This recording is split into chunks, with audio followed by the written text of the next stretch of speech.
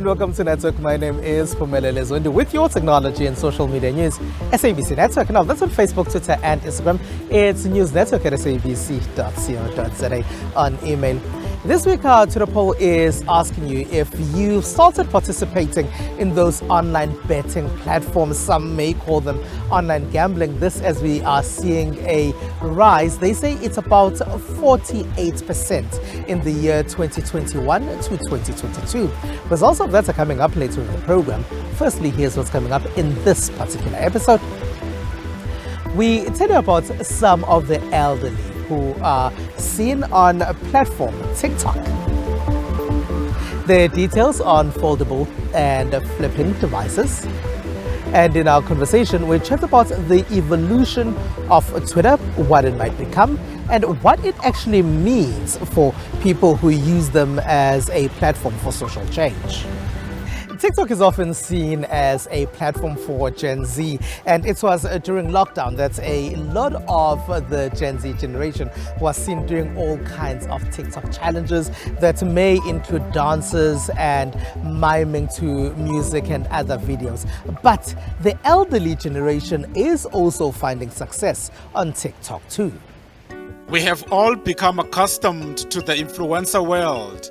Every day, we watch the digitally native generations build massive following and personal brands on social media.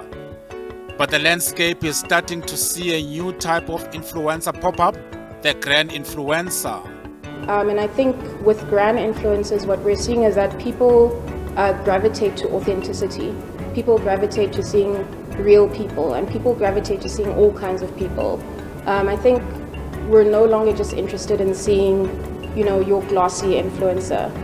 Not to say that the Grand Influencers are not glossy. They're definitely glossy in the way that they show up on TikTok and in the way that they tell their stories. So I think the main thing about them is that they're authentic, and they show their lives, and that's why they're interesting, because it's probably like a completely different perspective to my perspective or my life. So I think that's why they're kind of blowing up on the platform. While there are no specific criteria that constitute an official influencer, these seriously cool senior citizens are just like any other influencer, except with much better captions. There is a group of old age creators. They're based out of the States though, and basically their setup is that they're creating content from an old age home. So something like that is humorous. It also shows you a completely different kind of perspective, and it shows you something that you probably would never have thought of, or you have access to a slice of life that you would have never seen potentially in your everyday life. And so I think that's why the content might be intriguing, because they're showing us a piece of their lives that I don't necessarily, is not my everyday life. Lily Hayes, better known as @LilyHayes, is a part of flourishing generation of TikTok and Insta famous sensations. The 69-year-old mother with an Instagram bio that reads, "Always a little pissed," has won more than 6 million followers on TikTok. Here at home, Chililo Kangela, a local baker who gained TikTok fame during lockdown for her giant stuffed cookies, is making it big on social media. Big brands are starting to notice her work. The value that I've got out of TikTok, it has been amazing. I'm also surprised because the brand have also recognized me. Some of them, they do come depending on the agreement of the fee. We work together or we don't. Other than that, I have grown to connect with other bakers. I have grown to host, I've got live that I host every Saturday and every Sunday because of TikTok. So I'm connecting with other fellow bakers. I'm also helping them to grow, also helping them to put their product out there. She has over 30,000 TikTok followers and credits the social media site for launching her professional baking career. During load shedding, browsing your phone, getting bored, and then I found this thing. It was an app on my phone. Then I went in, I just saw people doing funny things, mimicking things, dancing, and then the more I watched that thing, I'm like, how I could do this thing most. And then I posted the first video. I think I was just mimicking someone, didn't even make sense. I didn't even know that I've posted it. And then I started seeing people like 2, 3, 4 likes. Then when I started doing content around the cake, decorating the cake, then I started getting views, followers. Then I started being interested. I started getting followers. People started ordering cakes. They would say, I'll show you on TikTok. And then the rest is where I am now. Not only can content creators over 50 years can earn a living through collaborations, but many are finding their purpose after they have retired. So as a content creator, there are creator programs that we have initiated. So for example, we've got a program called Level Up. And essentially what that means is that you work hand in hand with the TikTok team. They host a series of masterclasses where they train you about the platform. They teach you about how to grow as a creator on the platform. They also find opportunities to connect those creators with brands. We normally have a Blue Monday, but for me it's Tuesday. Take 66-year-old Yasmin, the social butterfly of the fashion scene, whose Instagram account is worth keeping an eye on. Her personality is as bubbly and fun as her style. Keeping your kitchen towels as white as you want them to be. Hi there, my name is Mbali Tlapo and I'm a housekeeper.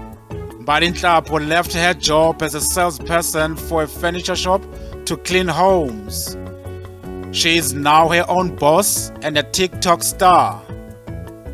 Those in the industry say the brands that are open to this demographic will help open new doors, break long-standing stigmas, and welcome a demographic that has been underrepresented in the past. And Samsung was the first to release a foldable device, and we remember that in the beginning stages the screen used to crack a little, and there are a lot of people who used to complain about this when they folded their phones. But the technology has come a long way since then, and Samsung is continuing to release more of these foldable and flipping devices. The era of foldable phones is back, and by the looks of it, it is here to stay. This was proven at the unveiling of Samsung Galaxy Z series 5th generation foldable smartphones, the Galaxy Z Flip 5 and the Z Fold 5. We launched the Galaxy Z Flip 5, the Galaxy Z Fold 5, the Galaxy Watch, both Classic 6 and 6 Classic, and we also launched the Tablet SE. Foldable devices are the fastest growing category within the flagship market. It might be because they've got a smaller base, but we are seeing more adoption for the form factor more than it is about a cost perspective. So we are seeing a lot of an uptake between Gen MZs, especially Gen Zs who love the form factor, quite excited about using a foldable phone. So the uptake has been absolutely amazing. Both the Galaxy Z Flip and the Z Fold continue Samsung's tradition of folding smartphones, but this time with substantial improvements. Tech enthusiasts had this to say about the newly launched devices. The foldable market is still very new. It accounts for less than 2% of smartphones sold globally. However, it is expected within the next couple of years to become a market that's worth over $50 billion. And more than double or triple the amount of foldables sold. So I think with Samsung being sort of the incumbent, being the sort of leader in this, these are sort of smaller incremental upgrades, but what's nice about them is these are sort of necessary features that you need to make these devices more usable. Honestly, it's very practical. It's camera and battery, and it's how I can interact with other people. It's how I can capture hard to capture content with an amazing camera. And the more that I can do, the more that my phone benefits my life, the more likely I'm to stick with it, if that makes sense. So I think we're on the 5th generation now. They still feel very iterative, so there isn't much difference. I think, however, on the Flip 5, the Flex display is going to be a real game changer as far as foldables in South Africa are concerned. We're seeing a lot more competitors now looking to do larger cover displays on their flip versions of their foldables. So I think Samsung has done the right thing here as far as kind of getting the Flex display on the Flip 5. I think it's a good game changer. The introduction of Samsung Galaxy Z Flip 5 and the Z Fold 5 marks a significant milestone in the ever-evolving smartphone market, as we have seen other smartphone brands like Oppo also cementing themselves in the foldable phones market. The Galaxy Z Fold 5 is available for pre-orders in South Africa with a relatively expensive cash price starting from about 45,000 Rand. The Galaxy Flip, on the other hand, is also available for orders for about 29,000 Rand. While foldable phones offer exciting possibilities, traditional smartphones continue to thrive. What we have seen is the continual refining and optimizing of devices by manufacturers, ranging from camera capabilities and battery life to processing power and software features. Flagship smartphones are also venturing into 5G and beyond, harnessing the potential of faster connectivity. Let's go to our startup corner now. So I used to be in the digital marketing industry, working as a digital market manager, and one of my tasks was to go to Google and right-click and get photos. And then, I was advertising to black people. And then I started realizing then these photos are not making sense because number one, on social media, we're not getting the likes, we're not getting the retweets, we're not getting to the people we're trying to get to. From then onwards, I bought a camera and I started taking photos everywhere. And my purpose from the beginning was to try and represent black people, try to tell my story as a South African. So anyway, I started then getting websites and started speaking to people, and I started getting a platform. So now we actually have a website where literally anybody with a smartphone, anybody with a camera, in South Africa, anybody, you literally go into you take a photo, you go into the platform, you register yourself, put your name, your surname, your Instagram handle, your Twitter handles, your email address, your PayPal banking details, and you submit your photos. And once it's on the platform, you literally determine the price. That's the first thing, the price of the photo. And once it's on the platform, anybody can buy it. 1 million people can buy your photo at once. If you price your photo at 6,000 Rand, just like the other big stock photo platforms do it, 1 million people buy that photo for 6,000 Rand, that's how much money you make. So we literally, you take a percentage and we take a percentage too. It's also a social platform, which is really amazing. So there's a follow-like thing. So you can follow somebody, you can like people's photos, you can create things like catalogs and really be part of a photography community. And the whole thing is to literally tell South African stories and African stories using images, videos and sounds eventually in the end. One thing I would definitely say from the beginning is that understand when you go to a social media platform or any platform, they have their own rights. So Instagram, Twitter, Facebook, they tell you once you put that photo, it is now theirs for their own rights, right? It doesn't mean it's no longer yours, but it means they can blow it up on a billboard and not have to pay you at all, right? So the other thing is with somebody else screen grabbing your photo and putting it on an article. Look, you can definitely come after them. Literally in South Africa, there is not that much protection. The problem comes in is that if I took a photo, depending on who paid me. So let's say you paid me to take a photo of you, and then you take it and put it on a billboard. The law says that is your photo. However, you cannot use it commercially. So it's both our photos. We both can't use it commercially until we both agree on it. So if there is no agreement and somebody uses your work in any sort of way, whether it's an Instagram post, whatever it is, if they're trying to generate an income or a likeness or a followership, whatever it is, they need to not credit your name, they need to pay you. So how we work is that you need to submit a high quality photo, number one, onto the platform without your personal logos. How we protect you is that once you put it on the platform, immediately there's a logo on it. So anybody can press right click, they can do whatever they want. We've tested this out. Some people have tried to actually hack our photos and they weren't able to. Literally it comes back with a logo and it comes back in low res. That's the other thing. And until you download it, it'll come in at the exact size that you are downloading it or paying for. But if you're just trying to right click and download, it's gonna come in literally maybe 100 kilobytes, which is literally super, super slow. But if you literally buy the photo, you'll get the actual size. So yeah, we do protect creators in every way possible. The platform is literally all about creators. We're trying to help creators make a living off their talent and skills.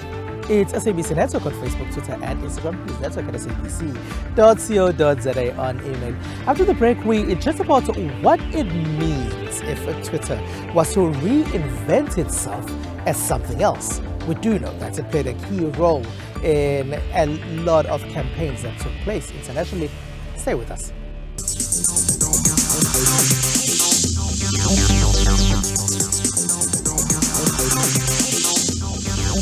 It's SABC Network on Facebook, Twitter and Instagram. News network at sabc.co.za on email. Welcome back.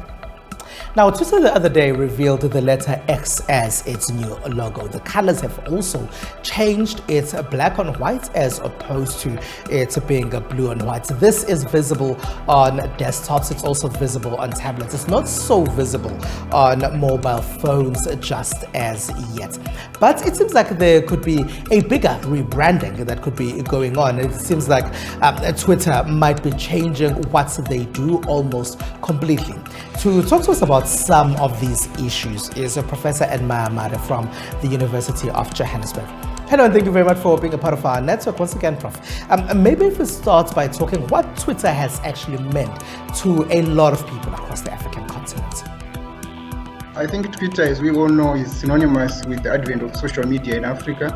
And when it came on board, obviously, it came around mostly 2006, 2007, 2008. That's when it started to make. During that time, generally Twitter was used obviously for breaking news, but also as a space to discuss things that probably one can actually say taboo issues that could not be spoken about in the mainstream public sphere. So, for example, politics in certain contexts, Twitter could give people an opportunity to congregate and discuss issues related to politics. But also, as you would know, that the Arab Spring, which also came on board around 2009, 2010, and 2011, again, Twitter and other platforms, including Facebook, were actually used for drumming up support for those kinds of protests that actually happened, for example, in Egypt, Tunisia, Algeria, Morocco, and Libya. So already, as you can see, Twitter has always had a very special place, especially one of the two significant tools that are used by protesters actually to drum up support, but organize protests across space and time. Do you perhaps worry that Twitter could be changing what it was in the past, which was a space for discourse, a space for social engagement and that type of stuff? Yes, I certainly think that is changing because there's a lot of things that are happening at Twitter.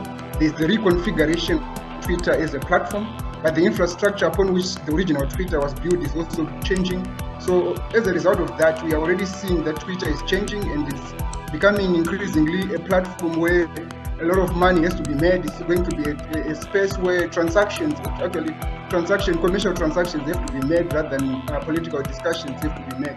So if we are looking at it in that context already, we are saying that we are likely to see a change to Twitter in the next few months, as we have already seen, but this is going to be a totally different space, especially for those that have not been used to a platform where you have got your commercial transactions going on the other hand, but you also have got your political discussions, you also have got your breaking news, you also have different kinds of Twitter spaces being held on that particular platform.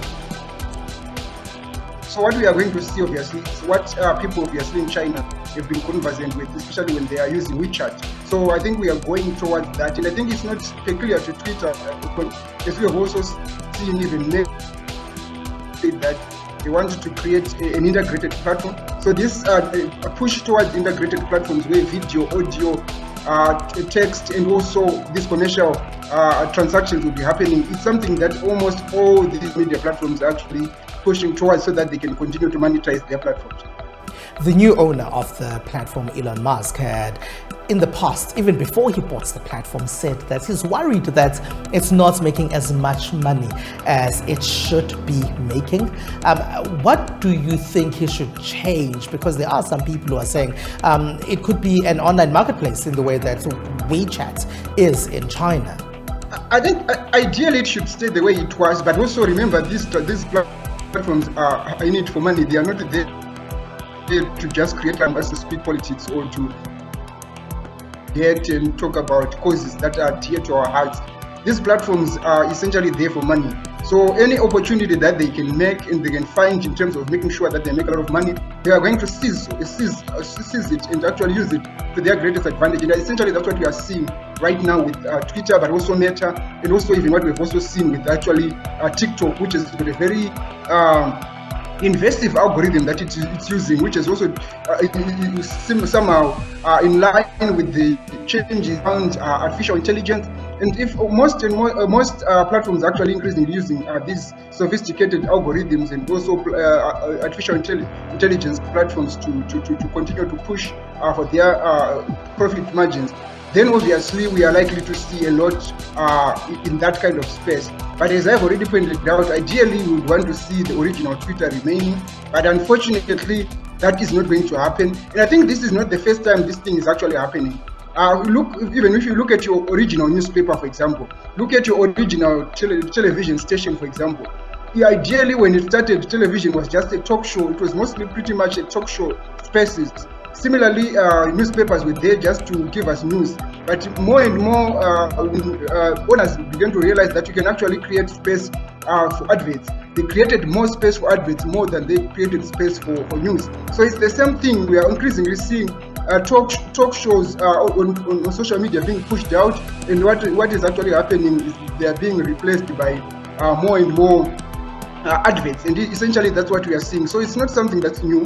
In terms of the ecology of news and media, these things have always happened. That oftentimes when platform owners begin to think about making money, they often push out critical conversations out. They crowd them out and they replace them with adverts, and essentially that's where we are going to see with regards to Twitter. Now, if it becomes something else and not a space for discourse as it's always been, where do you think Africans, especially those in countries where you can't meet in public spaces as freely as you would want to, where do you think they would go? Increasingly, we are going to see the importance of platforms like, for example, WhatsApp. WhatsApp is actually, even before Twitter began to go where it is going now.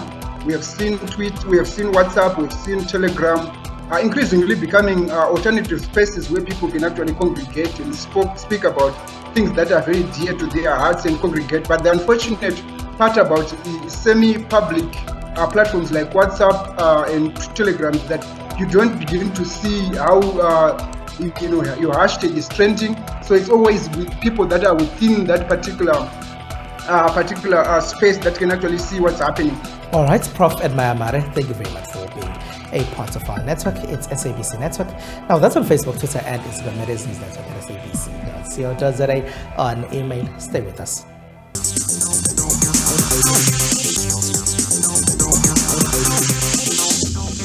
SABC Network on Facebook, Twitter, and Instagram. News Network at sabc.co.za. On email. Here's what else took place in the rest of the world in the tech space.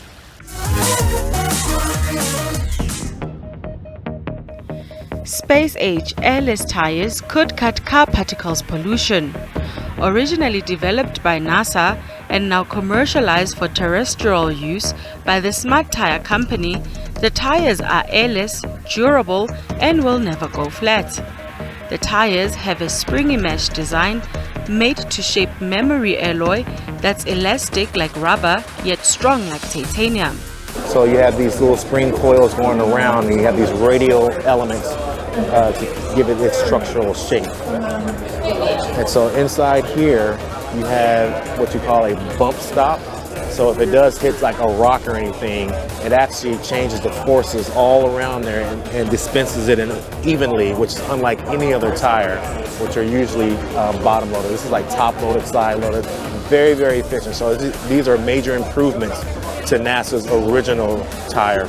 The Smart Tire company hopes to offer a solution to the scourge of tire pollution while tapping into the industry worth hundreds of billions of dollars. In social media news, one of the three designers behind the iconic Twitter logo says he is sad seeing the original bluebird be replaced.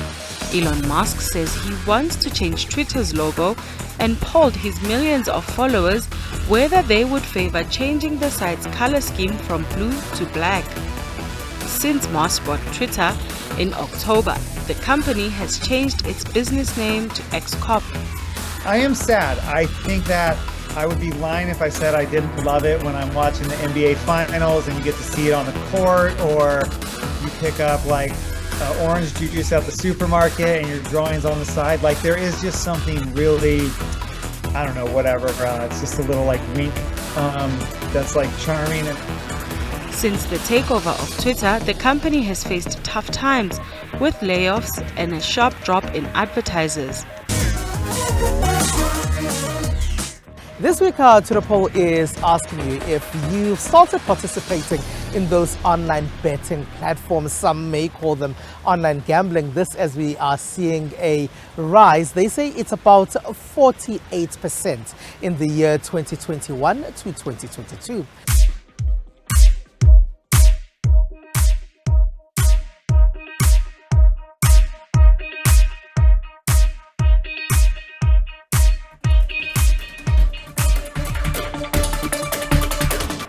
That's it. That's all we have for you. Find us on SABC Network. Now, that's on Facebook, Twitter, and Instagram. It's News Network at sabc.co.za and email. From me, Spumela Lezondi, and the rest of the team. Bye-bye.